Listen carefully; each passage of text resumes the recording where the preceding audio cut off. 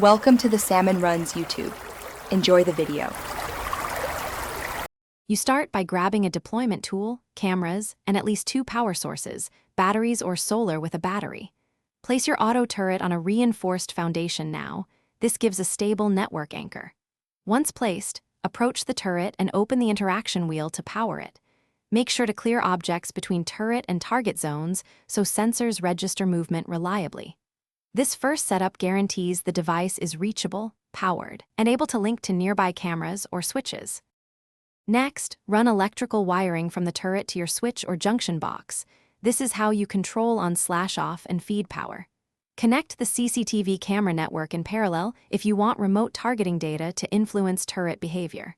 Once wired, place a battery or solar panel chain feeding the switch and make sure the current exceeds turret draw. Test the circuit by toggling the switch. Watch for the turret power light.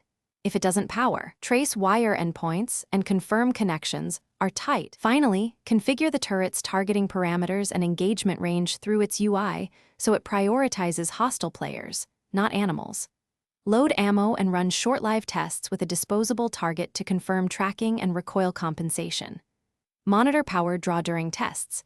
If performance dips, increase battery capacity or add solar panels.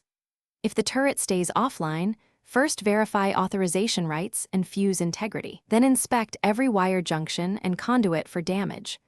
Once all checks pass,